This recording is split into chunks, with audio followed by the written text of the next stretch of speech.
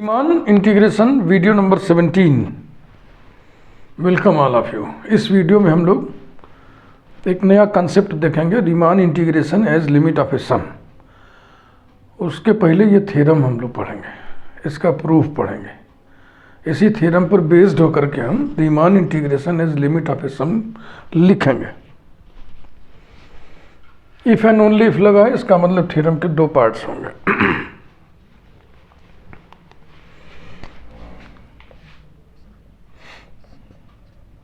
if part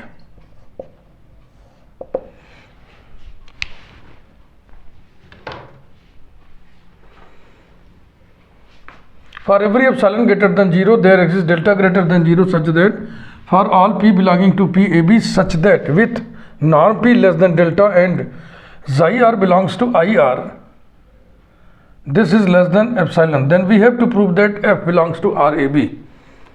यानी कि we have to prove that f is Riemann integrable over closed interval AB for given epsilon greater than 0 let there be a number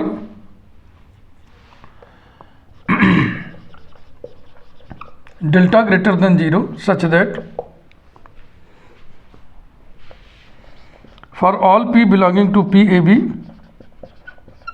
with norm p less than delta, यानी कि close interval a B के सभी partitions P के लिए जो इस शर्त को पूरा करें कि पार्टीशन का नॉर्म डेल्टा से कम हो, we have mod sigma are varies from 1 to n F of xi r into delta r minus integral a to b f dx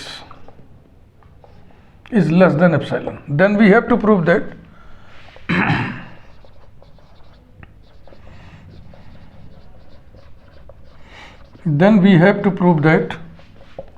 f belongs to RAB। ये भूमिका हमने लिख दिया। देखो, ये ग्रीक अल्फाबेट का एक अक्षर है, लेटर है।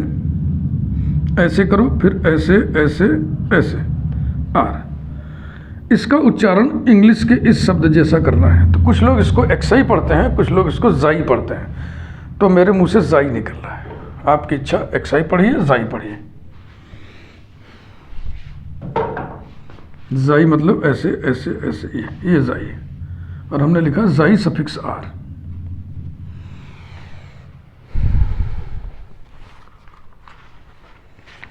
रियल एनालिसिस के एक रिजल्ट को यहाँ पे हम ले आ रहे हैं। We know that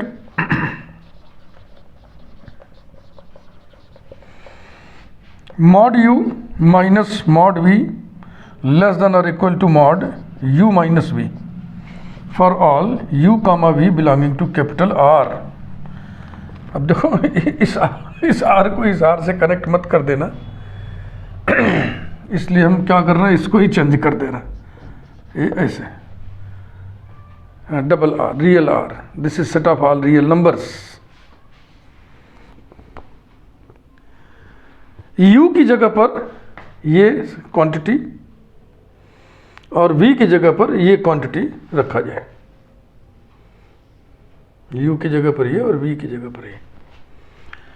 therefore mod sigma are varies from 1 to n F of xi r into delta r minus mod integral a to b f dx less than और equal to mod sigma are varies from 1 to n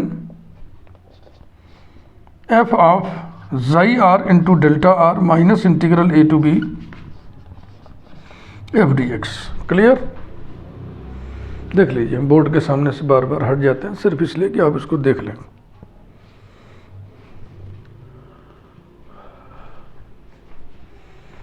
और ये दिया हुआ है less than epsilon. अब number क्या डालना जी, साफ साफ दिख रहा है, ये चमक रहा है।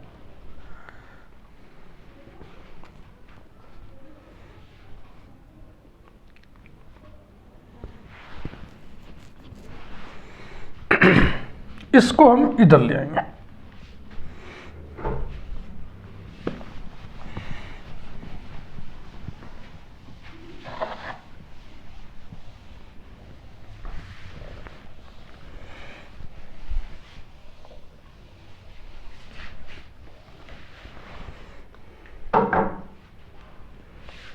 implies that mod sigma r varies from 1 to n f of xi r into delta r less than mod capital I plus epsilon, where capital I is written for integral a to b f dx।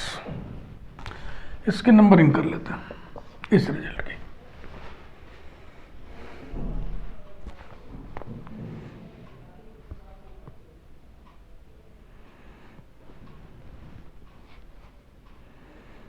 अब देखो function f bounded है, इसको हम कैसे claim करना है, ये यहाँ पे बहुत ही मार्वलस स्टेंजा है छोटा सा।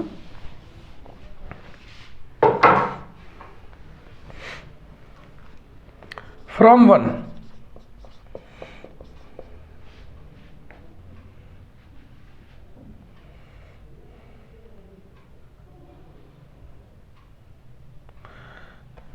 वी क्लेम दैट, हम दावा करते हैं कि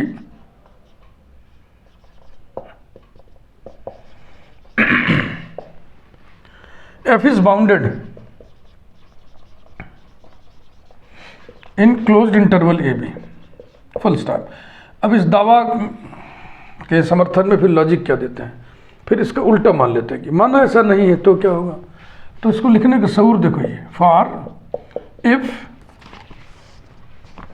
it is not so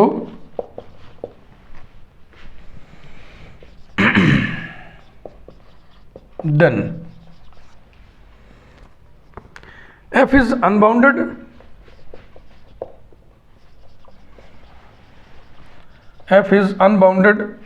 in at least one sub interval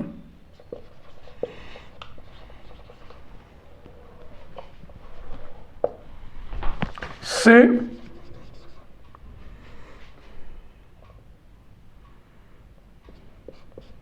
I m, हाँ से in I m equal to closed interval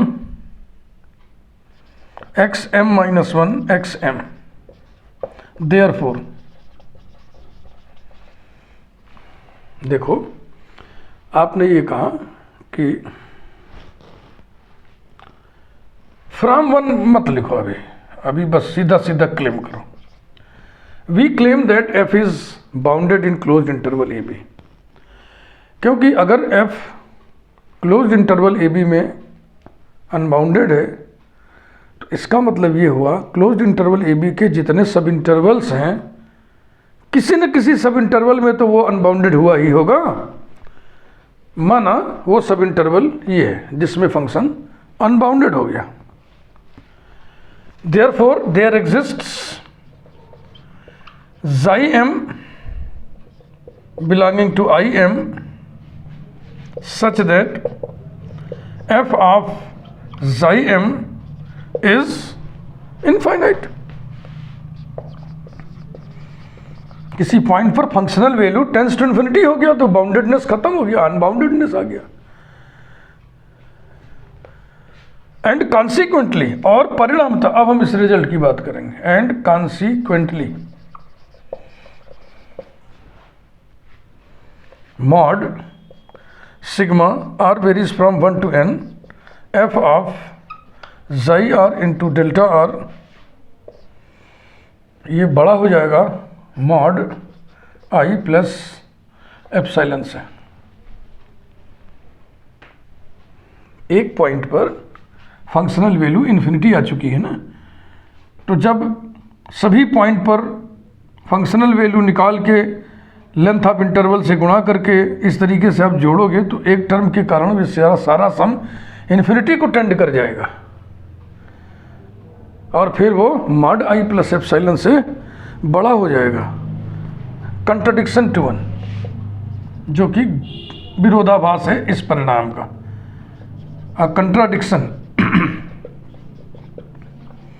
contradiction to one, full stop. तो तय हो गया f बाउंडेड है, तय करना जरूरी भी था क्योंकि f को हमें रीमान इंटीग्रेबल दिखाना है। तो बेसिक ज़रूरत यह है कि वो पहले बाउंडेड तो हो, वो हमने बता दिया। Again by the given condition, जो कंडीशन दी गई है, again by the given condition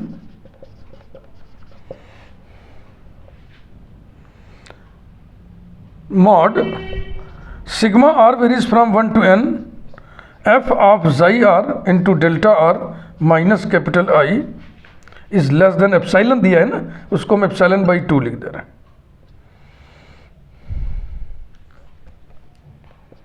और जो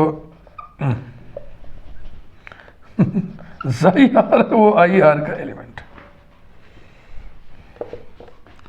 एप्सिलॉन बीइंग आर्बिट्रेरी, जो वो रिजल्ट है जहां लिखा था ना लेस देन एप्सिलॉन, तो वहां पे एप्सिलॉन की हैसियत क्या है, आर्बिट्रेरी पॉजिटिव नंबर है, तो हमने ये ले लिया। Epsilon being arbitrary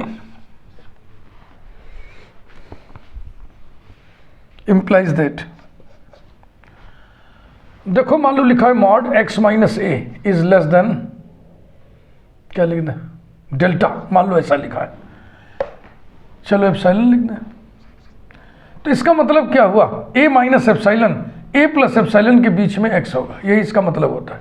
topological meaning of this inequality वही यहाँ पे इस्तेमाल करें, दिस माइनस दिस और दिस प्लस दिस के बीच में ये होगा, यानी कि capital I minus epsilon by 2 is less than sigma r varies from 1 to n f of xi r into delta r is less then capital I plus epsilon by 2। ये हो गया result number 2, 1 ये है।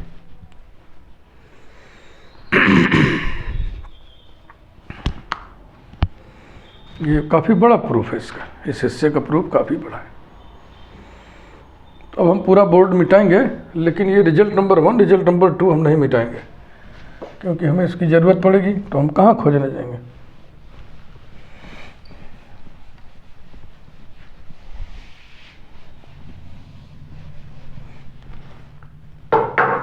Result number 2 भी हमें ही लिख दे रहा है,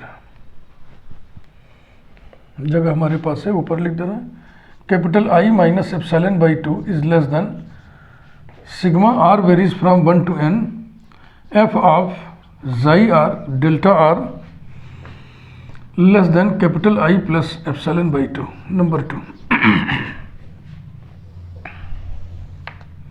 इसे दोबारा मत उतारिएगा, इसलिए हम कट लगा दे रहे हैं।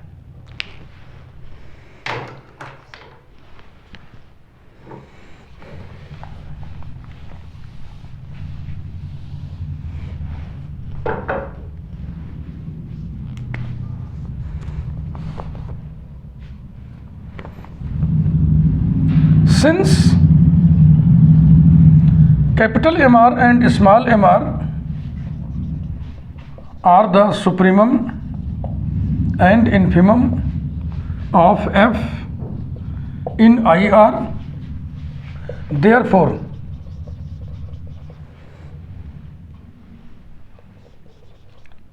for epsilon greater than 0, comma semicolon कर दो, there exists alpha r comma beta r in I r such that f of alpha r is greater than capital M are minus epsilon upon twice B minus a comma f of beta r less than small M R plus epsilon upon twice of B minus ए। अब आप पूछेंगे result कहाँ से आया, तो मैं बोल दूँगा बाई क्राइटेरिया या by criterion theorems for supremum and infimum. इसको हम डायग्राम से इसको समझाते हैं बढ़िया से, वो मैं फिर डायग्राम बना के आपको बता दे रहा हूँ क्योंकि वो थ्योरम याद करना मुश्किल होता है, लेकिन इस डायग्राम को समझना आसान होता है।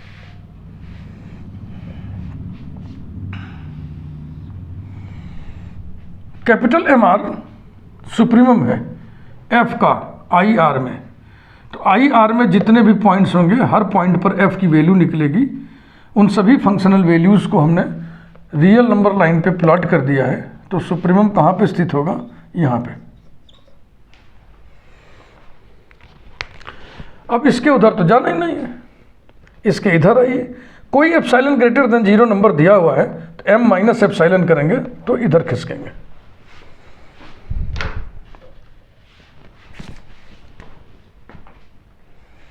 तो हम जो है m माइनस ये ले रहे हैं। क्लैरिटी के लिए काफ़ी दूर बना रहे हैं, जबकि बिल्कुल थोड़ा सा स्पेस में इसको बनाते हैं। क्लैरिटी के लिए हम ऐसा कर रहे हैं। ये एम आर है, अभी इसको ठीक कर देते हैं। ये पॉइंट है capital M are minus epsilon upon twice of B minus ए।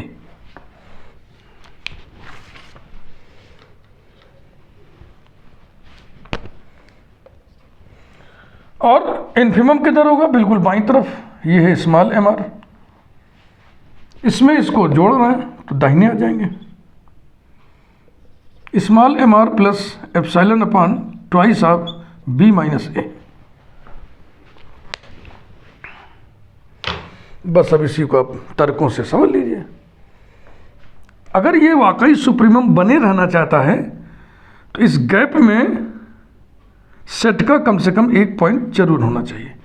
इस गैप में कम से कम एक फंक्शनल वैल्यू जरूर होना चाहिए, क्योंकि अगर इस गैप में कोई नहीं रहा, सन्नाटा रहा, तो फिर ये सुप्रीमम नहीं रह जाएगा। इसके सुप्रीमम की कुर्सी गिर पड़ेगी। तब ये दावा ठोक देगा कि हम सुप्रीमम हैं, क्योंकि हमारे बाईं तरफ सारे एलिमेंट्स हैं सेट के। अगर ये सुप्रीमम बने रहना चाहता है तो इसमें कम से कम एक पॉइंट जरूर हो।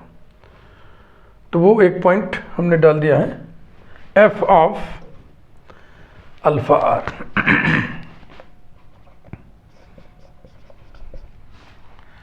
एफ ऑफ अल्फा आर इस पॉइंट के दाहिने है, यानी this is greater than this number. ये थोड़ा ज़्यादा ऊपर लिख उठाए, चलो थोड़ा नीचे फिर से लिख दें इसको। Capital M are minus epsilon upon twice of B minus A. फुहाड़ा लग रहा था ना। तो इस तरीके से आपके समझ में बात आसानी से आएगी। अदरवाइज वो जो स्टेटमेंट, अरे ये जो दो सेंटेंसेस लिखे हैं ना, ये बिल्कुल सर के ऊपर से बालों को छूते हुए निकल जाती है, जैसे हवा जुल्फों को छूते हुए निकल जाती है। वैसे ही यहाँ पे अगर ये इन्फिमम बने रहना चाहता है तो इस गैप में एक एलिमेंट सेट का जरूर होना चाहिए। अगर ये गैप सन्नाटा ही रहा, कोई एलिमेंट इसमें नहीं है, तो ये एलिमेंट दावा ठोक देगा कि हम इन्फिमम हैं, हम ग्रेटेस्ट लोअर बाउंड हैं। क्यों? क्योंकि सारे एलिमेंट्स हमारे दाहिनी तरफ हैं। समझ रहे ना भैया? फिर ये लोअर बाउंड हो जाएगा और ये ग्रेटेस्ट लोअर बाउंड हो जाएगा। इसलिए ये इन्फिमम बना रहे, इसके लिए ज़रूरी है कि इस गैप में कोई एक एलिमेंट जरूर आए। वो एलिमेंट दर्शाया गया है यहाँ पे f of beta r. F of beta r इस एलिमेंट के बाईं तरफ है, इसलिए हम लिखे हैं this is less than this. देखो यही लिखा है ना। अब आपके समझ में बात आ गई होगी। यही इस डायग्रामेटिक रिप्रेजेंटेशन का महत्व है।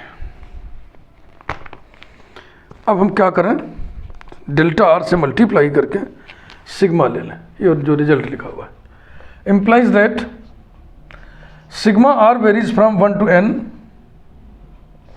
f of alpha r into delta r is greater than sigma r varies from 1 to n capital M r minus epsilon upon twice of b minus a, this whole multiplied by delta r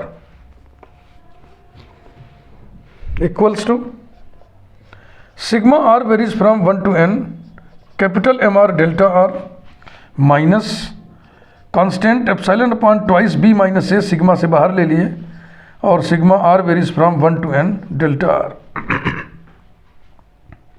and दोनों एक साथ लिखते चलो, इसे उठाओ। Sigma are varies from 1 to n F of beta R delta are less than sigma are varies from 1 to n bracket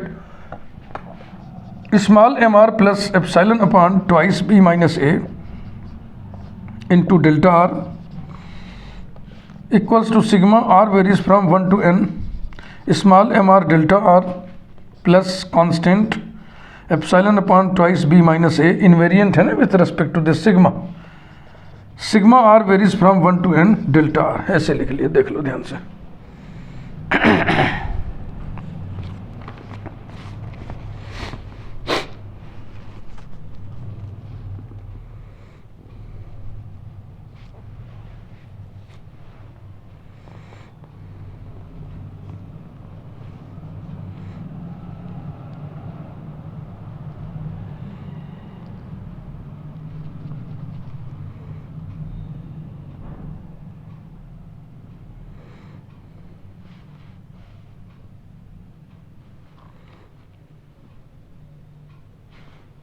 आगे बढ़े।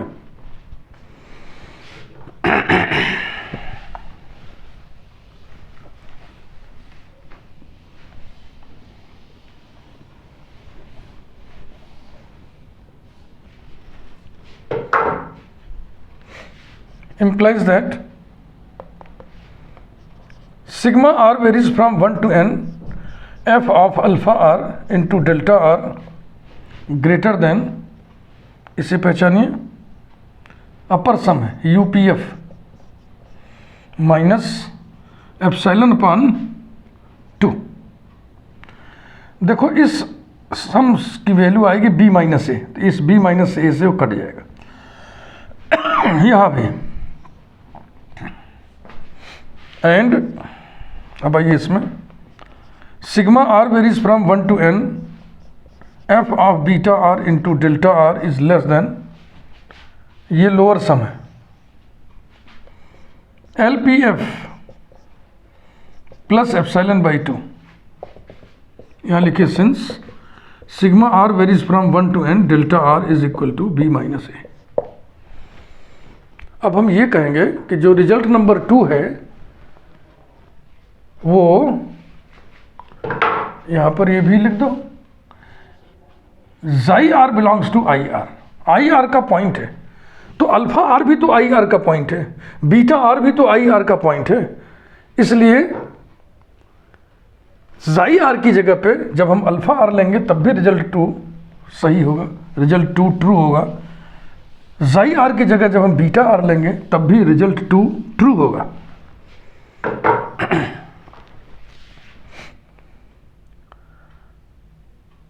Since result 2 is true for all points of IR and alpha R comma beta R belongs to IR, therefore वही 2 लिख रहा हूँ मैं, I minus epsilon by 2 is less than sigma r varies from 1 to n f of alpha r delta r less than I plus epsilon by 2। जाई are की जगह alpha are ले लिया,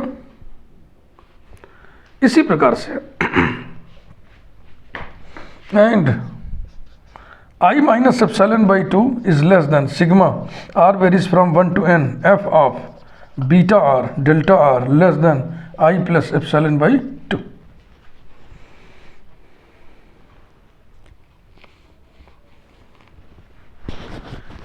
इन रिजल्ट्स को नंबरिंग करना है हमें, इसको हम नंबर 3 कर दे रहे हैं, 2 तक तो पढ़ ही चुका है।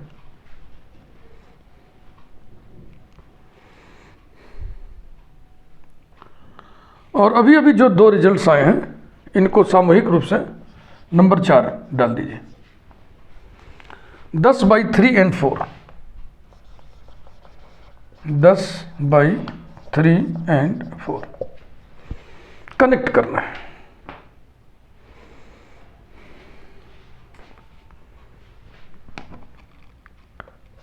I plus epsilon by 2 greater than sigma r varies from 1 to n F of alpha r into delta r greater than u p F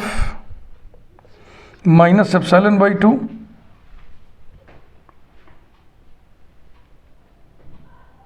देखें भैया आई प्लस एप्सिलॉन बाई 2 ये greater than this and this is greater than u p f minus epsilon by 2 and I minus epsilon by 2 less than sigma r varies from 1 to n f of beta r into delta r is less than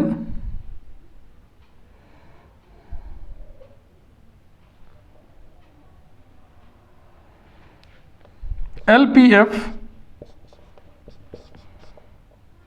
minus epsilon by 2। जरा देखा तो ये I minus epsilon by 2 is less than ये वाला ये and this sigma is less than LPF plus epsilon by 2 LPF plus epsilon by 2।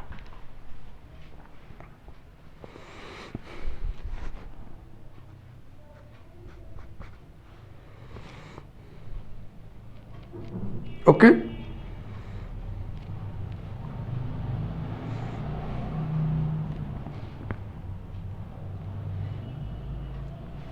अब किनारे किनारे के रिजल्ट्स को हम लिख लेंगे ये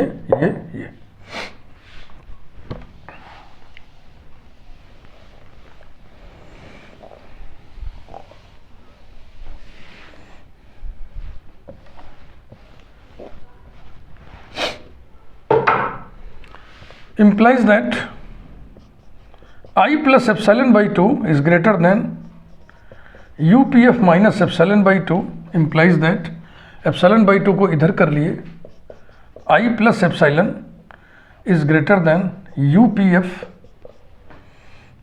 and ये वाला I minus epsilon by 2 is less than LPF plus epsilon by 2 implies that I minus epsilon ये इधर जाएगा is less than LPF। अब हमें मालूम है UPF और LPF का आपस में संबंध क्या है।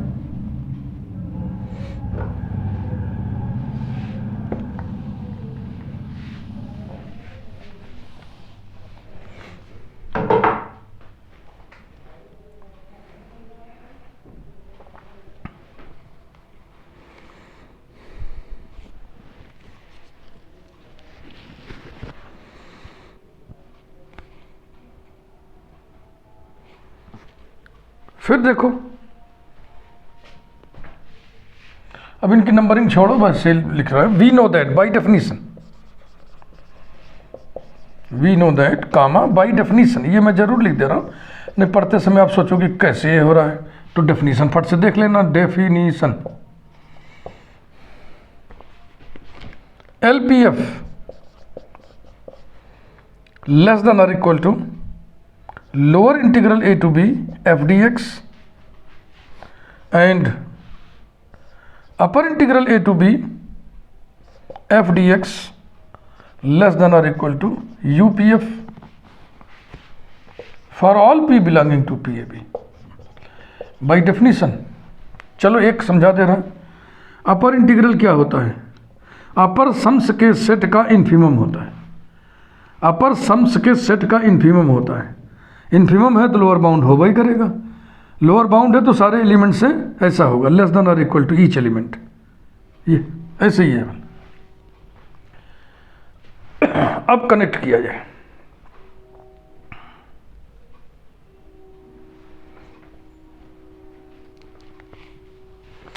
Therefore I minus epsilon is less than LPF and LPF is less than या इक्वल टू, तो यहाँ लेस देन ही रहेगा, lower integral a to b f dx। और हम जानते हैं कि lower integral a to b f dx less than और equal to upper integral a to b f dx। ये थियरम आप पढ़े हुए हैं। और upper integral a to b f dx less than और equal to UPF and UPF is less than I plus epsilon. इसमें epsilon arbitrary positive number है, बहुत ध्यान से देखिएगा। अगर एप्साइलन को हम 0 के जस्ट बगल वाली संख्या ले लें तो I माइनस एप्साइलन और I प्लस एप्साइलन के बीच में ये भी है, ये भी है। इसका मतलब ये दोनों के दोनों आपस में बराबर है और I के बराबर है। Letting epsilon tends to 0, we have lower integral a to b f dx equals to upper integral a to b f dx and both equal to I, and hence f is Riemann integrable over closed interval a b। तो ये एक part का proof है जो काफ़ी बड़ा था और काफ़ी थोड़ा सा उलझा हुआ भी है, जटिल भी है। कई बार आप पढ़ोगे तो समझ में आएगा। दूसरा पार्ट इसका इजी है, 5-6 मिनट में हो जाएगा।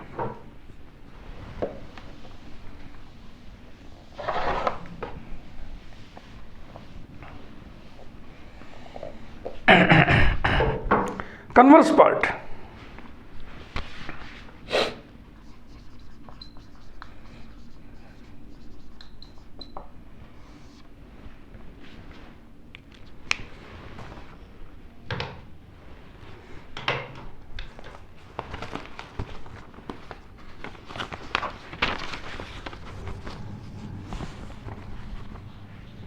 let f belongs to RAB। तो सिद्ध करना है कि for every epsilon greater than 0 there exist delta greater than 0 with norm p less than delta mod of फलाने माइनस ढकाने less than epsilon. Then for epsilon greater than 0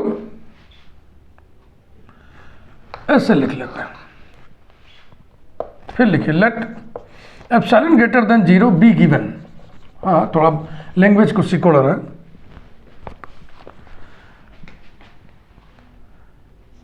by Darboux theorem,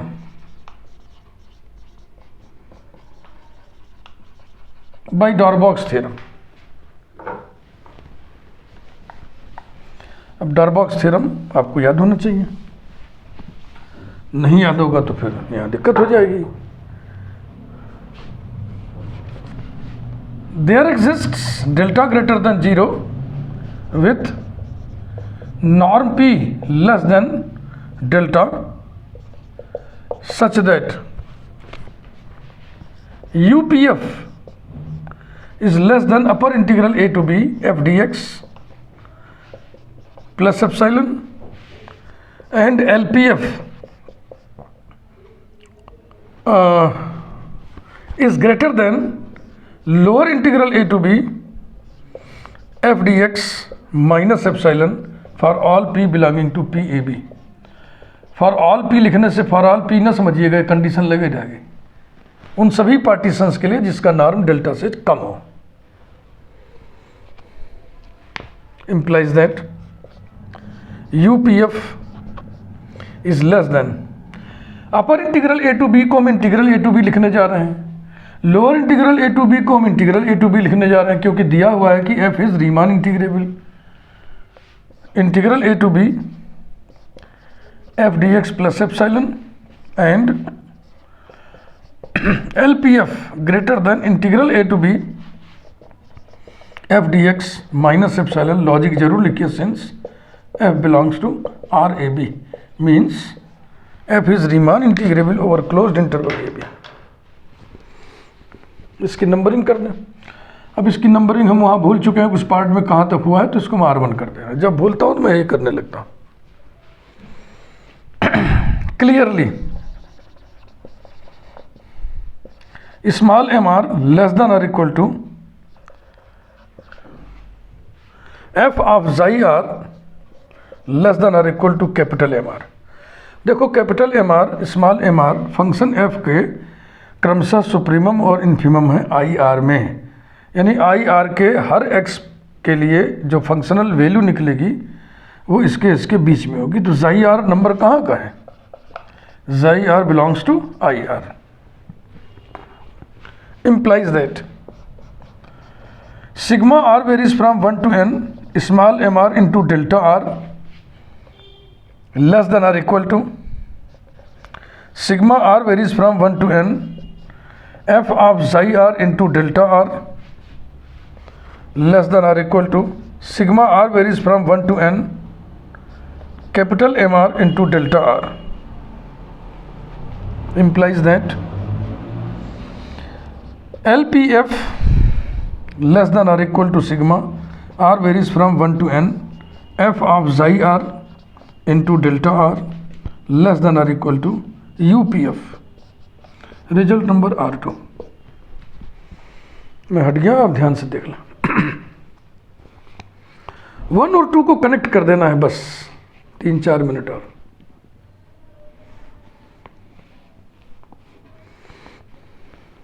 one और 2 को connect कर देना है।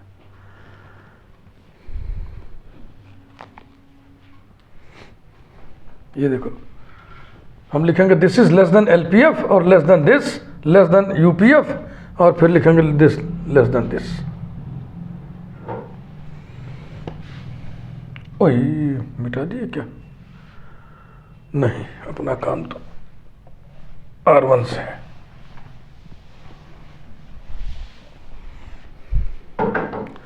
From R1 and R2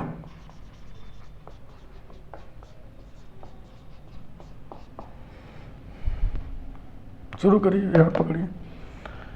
integral A to B F D x minus epsilon is less than, this is greater than this, माने this is less than this, L P F. फिर ये less than और equal to sigma are varies from 1 to n F of xi r into delta r less than or equal to UPF और फिर ये less than integral a to b f dx plus epsilon।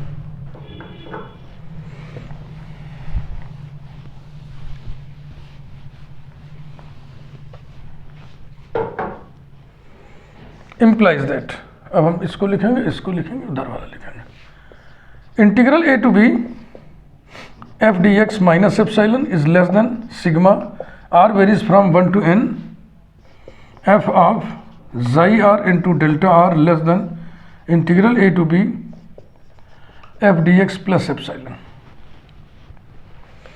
इसका मतलब है mod sigma are varies from 1 to n F of xi r delta r minus integral A to B F D x is less than epsilon. बताए थे ना आपको, मान लो mod x minus ए less than epsilon लिखा है तो इसका मतलब क्या होता है? दिस माइनस दिस और दिस प्लस दिस के बीच में ये होगा, तो यही तो लिखा है, यही प्रूव करना था, यही प्रूव करना था। एक बार फिर बता दें, xi r belongs to I r और आई आर का मतलब है closed interval x r minus 1 x r. It completes the proof.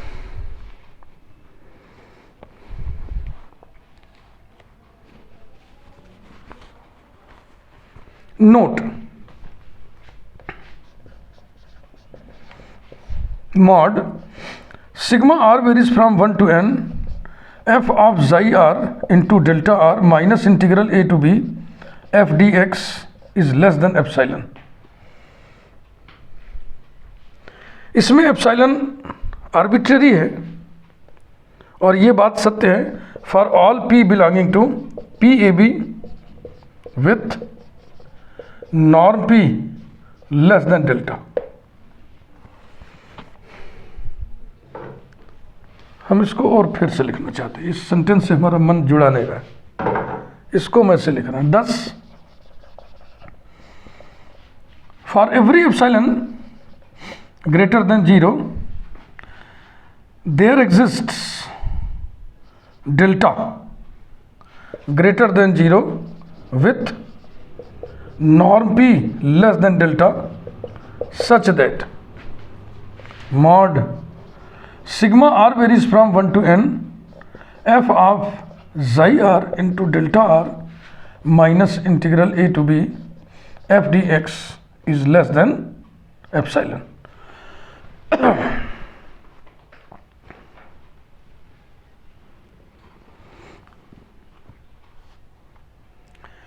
Limit का डेफिनेशन अगर आप पढ़े हो कि for every epsilon greater than zero there exist delta greater than zero, है ना, डेल्टा डिपेंडिंग ऑन एप्सिलॉन, इस पे कंडीशन अतिरिक्त लगा हुआ है, सच दैट देयरफॉर, इसका मतलब ये हो गया कि इसकी लिमिट ये होगी। और इसकी लिमिट कौन सी? यही लिमिट जो लिमिट दी गई है। देखो कंडीशन में लिखा रहता ना कि whenever norm x less than delta, norm x minus zero या एक्स माइनस ए, जो भी जिस पॉइंट पे रहता है, तो ये हो गया therefore limit norm p tends to zero sigma are varies from 1 to n F of xi r into delta are is equal to integral A to B F D x. इसी को हम कहते हैं Riemann integral or integral as limit of a some.